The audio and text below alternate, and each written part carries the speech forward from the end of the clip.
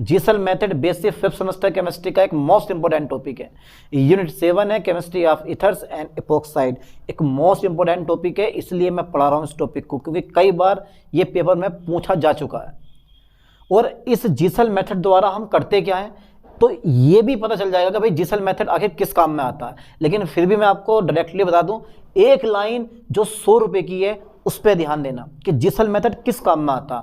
तो मेथोक्सी और ethoxy group, यानी कि मेथोक्सी और एथोक्सी समूह की संख्या के आकलन में हम जीसल मेथड का यूज करते हैं। लगा लो अंदाजा। चलो मैं डाल देता हूं उसको हेडिंग पहले कि यार ये जीसल मेथड रियलिटी में होती क्या चीज़ है, क्यों बच्चों को इसने इतना डरा कर रखा जीसल मेथड ने कि भाई जीसल मेथड। अब इतना हार्ड है ये, बिल्कुल इजी टॉपिक है, कुछ भी नहीं होता इस टॉपिक में, ठीक है। तो जीसल मेथड तो ध्यान देना, सबसे पहला पॉइंट मैं ये लूंगा कि इस मेथड का आधार क्या हो सकता है, किस आधार पे आप मेथोक्सी और एथोक्सी ग्रुप की संख्या का आकलन करते हो। किसी भी कंपाउंड में कितने मेथोक्सी ग्रुप हो सकते हैं, कितने एथोक्सी ग्रुप हो सकते हैं, उनका मास कितना है, वेट कितना है, यार ये सब कुछ जीसल मेथड बताता है आपको, है ना। तो पहले मैं इसका बेस लिखूं, क्योंकि बेस अगर पता चल जाए तो समझ जाओगे। तो किसी भी ईथर और हाइड्रो आयोडिक एसिड यानी कि हाइड्रोजन आयोडाइड के बीच होने वाली अभिक्रिया, ठीक है, जीसल मेथड का आधार होता है, ठीक है। मैं लिखने वाला हूं इस लाइन को। तो ईथर, लाइन पे ध्यान दे बेटे, तथा, ठीक है सर, ईथर तथा हाइड्रोजन आयोडाइड। अच्छा, इसका सेकंड नाम क्या है, हाइड्रो आयोडिक एसिड। लाइन पे ध्यान देना, ईथर तथा हाइड्रो एसिडिक एसिड के बीच होने वाली अभिक्रिया, के बीच होने वाली अभिक्रिया। बेटे लाइन पे ध्यान दो, बहुत काम की लाइन है ये, 100 रुपए की लाइन है एक ही। तो ईथर तथा हाइड्रोजन आयोडाइड के बीच होने वाली अभिक्रिया इस मेथड का आधार है, इस मेथड का आधार है। ओके, इस मेथड का आधार है। कितनी टॉप लाइन है, इस मेथड का आधार है।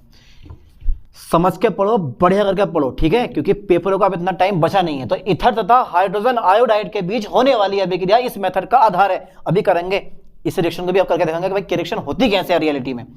नेक्स्ट पॉइंट ये आता है कि किस काम में आती है। तो बेटे इस अभिक्रिया का उपयोग, जो ये अभिक्रिया होगी, तो इस अभिक्रिया का उपयोग किसी कंपाउंड में मेथोक्सी और एथोक्सी ग्रुप की संख्या के आकलन में किया जाता है। बड़ा तेज दिमाग वाला होगा यार ये जीसल, ठीक है। तो जरा लाइन पे ध्यान देना बेटे। तो इस अभिक्रिया का यूज किसका, इस रिएक्शन का यूज, इस रिएक्शन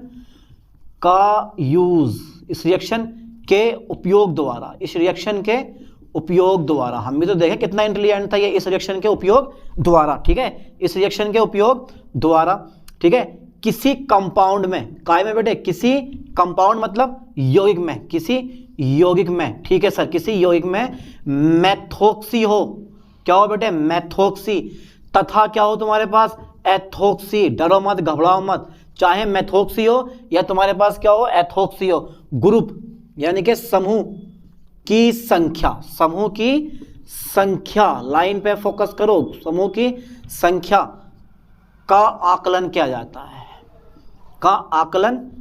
जाता है, अगर यार इतनी इजी परिभाषा भी, इतनी इजी सिस्टम भी आपको याद ना हो तो समझ जाना आपका दिमाग जो है फास्ट वर्क नहीं कर रहा है। उसको दौड़ाने के लिए कुछ खाया पिया करो भाई, दिमाग तेज करो, क्योंकि एजुकेशन में चलना होता है माइंड, जिसका माइंड तेज है वही परफेक्ट है। देखो, यौगिक में मेथोक्सी तथा एथोक्सी समूह की संख्या का आकलन किया जाता है, किस रिएक्शन द्वारा, इस रिएक्शन द्वारा। अभी मैंने बनाई नहीं है रिएक्शन, हाँ ठीक है।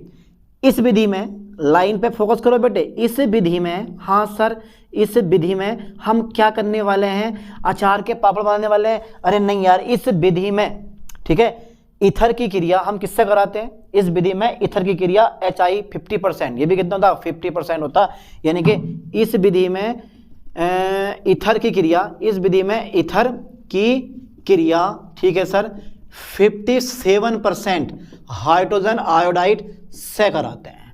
यह हमारे हाथ में होता है, करवाओ मत करवाओ, मरो या जियो। इस विधि में ईथर की क्रिया 57% हाइड्रोजन आयोडाइड से कराते हैं।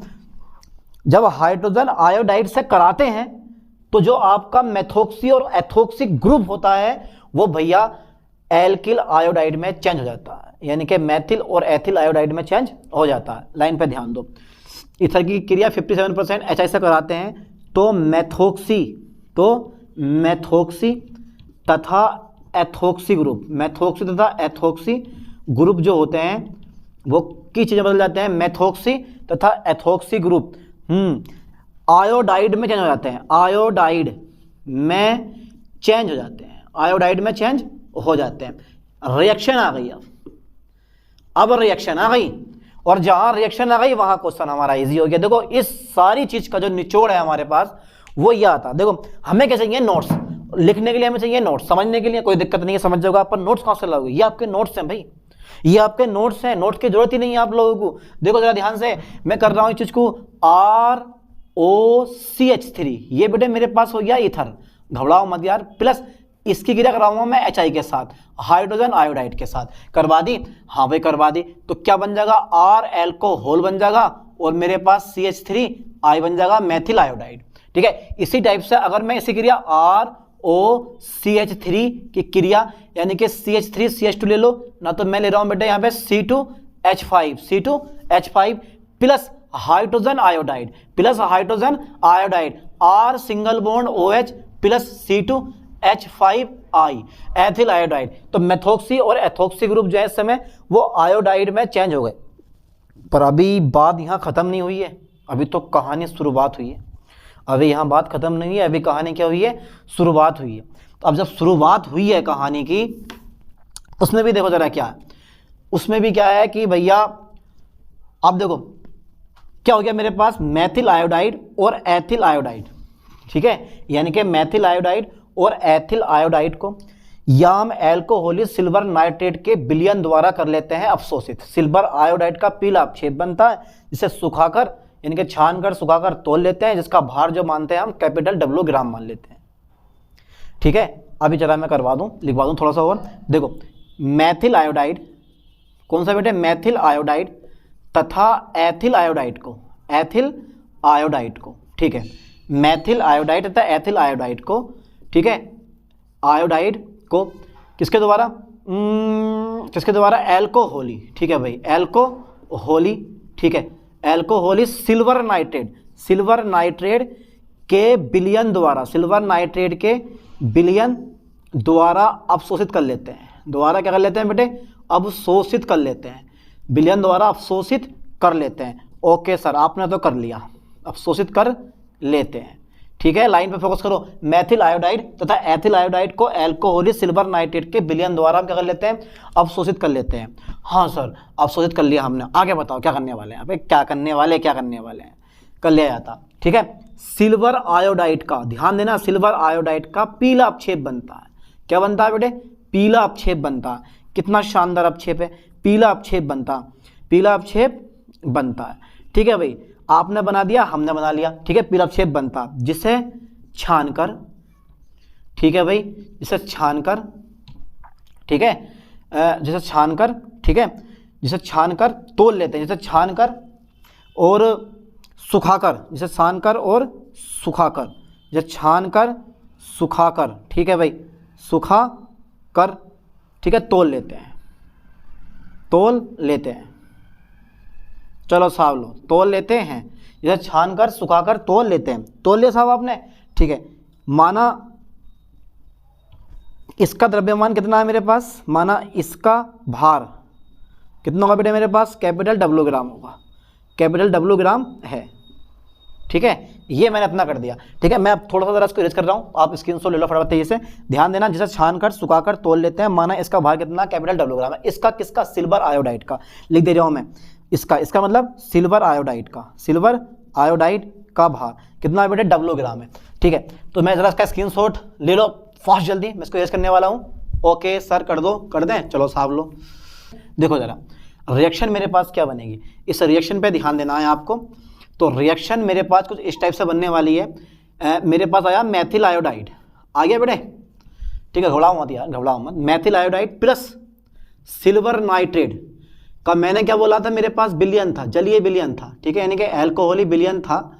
ठीक है, तो मैंने ये ले लिया, तो हमारे पास H2O, silver nitrate plus H2O है ना।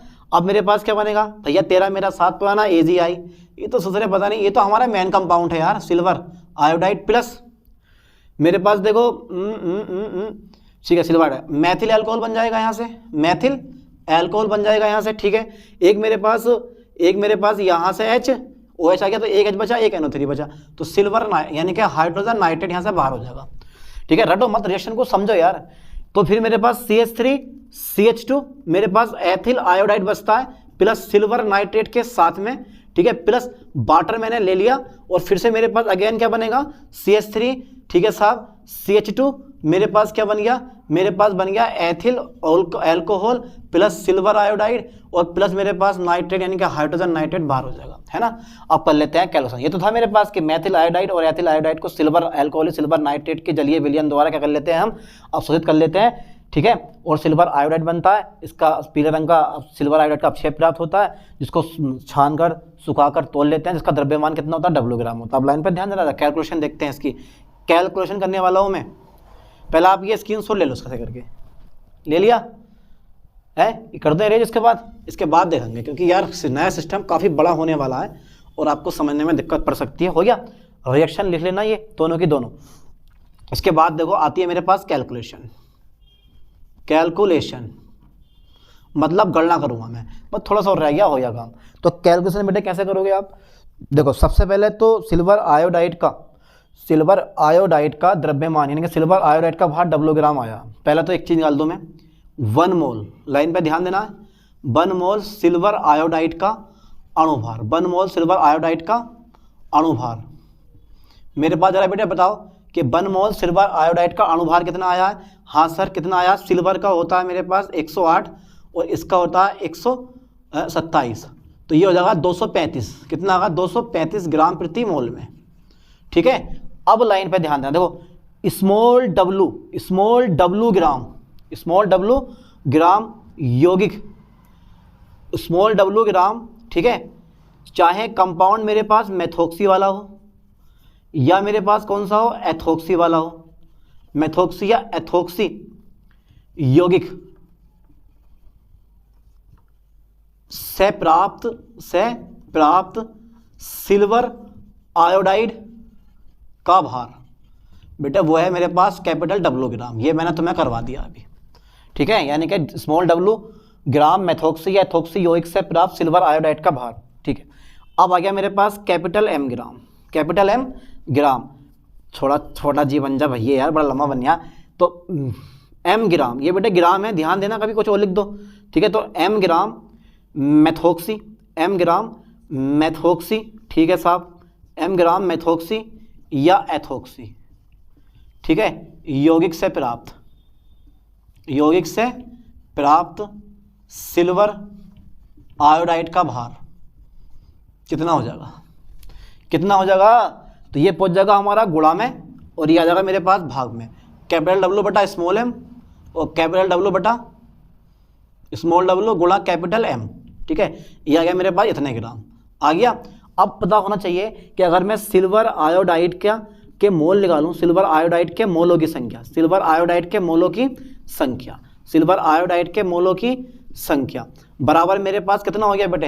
अगर मैं सिल्वर आयोडाइड के मोलों की संख्या फाइंड करूंगा तो ये आ जाएगा मेरे पास कितना, भार बटा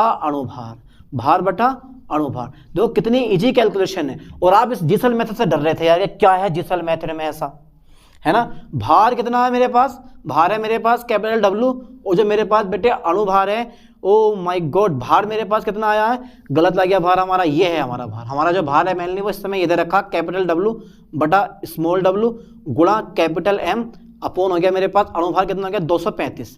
कितना गया बेटे 235। अब एक काम कर रहा हूँ, जो स्मॉल w है ये मैं नीचे ले आऊंगा इस टाइप से, कैपिटल W बटा स्मॉल w गुणा कैपिटल M अपोन हो गया 235। तो ये आ गया मेरे पास मोलों की संख्या, मैंने शो कर दी x से, x बोल दो या इसको काई बोला जाता है, ऐसा कुछ नहीं है।